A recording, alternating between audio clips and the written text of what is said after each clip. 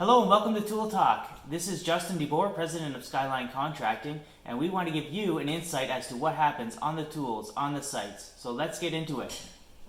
Okay, let's get started. Here comes the crew. First thing here, Brent's inside the unit, and you can see on that digital thermal imager that there's a dark spot there. That's indicated the water. The water is typically colder than the inside, and that's why it's able to show up on the camera there. And so Brent's just digging around, trying to find a little bit more clarity on the situation.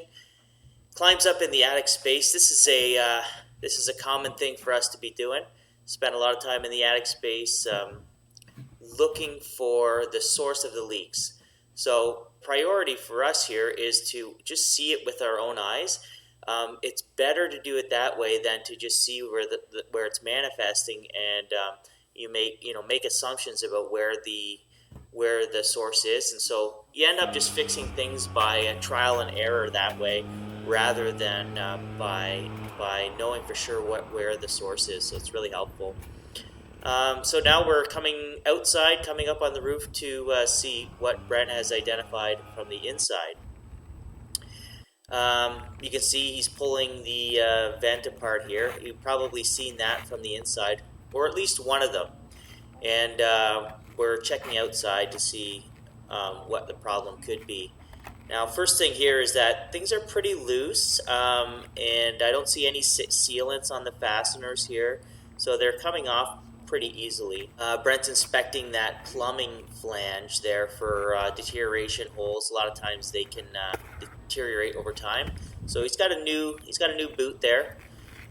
Putting that in place, we've got what I would assume to be dryer vents beside that, or more likely bathroom vents because they're plastic. And since all these penetrations are in a row beside each other, obviously it makes sense to take care of all of that at one time.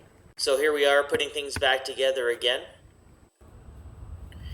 So you can see that in between each of these penetrations, he's weaving an ice and water shield into the courses, and you can see it starts underneath the shingles that are higher up and pops out on top of the leading edge, right behind the leading edge of the shingle on the previous course. So what that does is, even if there's wind-driven rain or snow buildup or anything like that that can come in from the side, it will hit this ice and water shield and actually be popped out right on top of the roof again. And here he's got gasket screws, so this is also a really good practice on the outside. Instead of using nails, which was there previously, or nails with caulking, which there wasn't any previously, we've got these gasket screws here. Nice tight seal, and he's putting that on each one of the flanges. Now putting things back together again, you can see that he's had to loosen up the sealant joints all the way around just in order to get at these penetrations here. And yeah, you might be wondering, so how does that come back together again later on?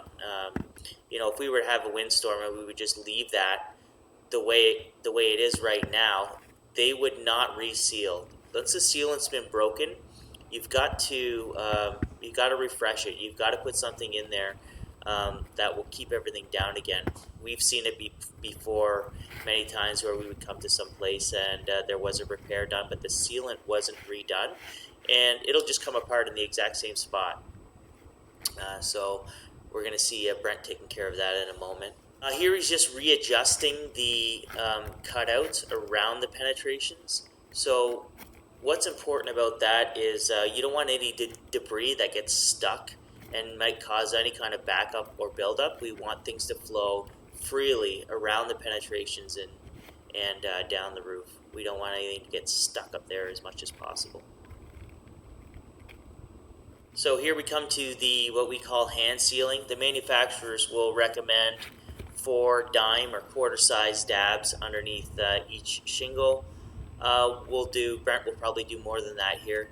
And what that does is reseals it back down again to likely better than new, so that this is all tightened up, waterproof, and we can expect it to be we can expect this to be watertight in the future. Well, there you have it, a successful service call.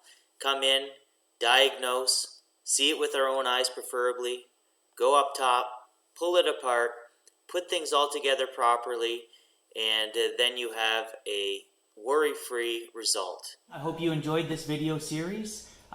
We're always looking for new ideas and new content, so if you have any suggestions, please let us know at the Professional and Business Partners Committee of CCI Golden Horseshoe Chapter.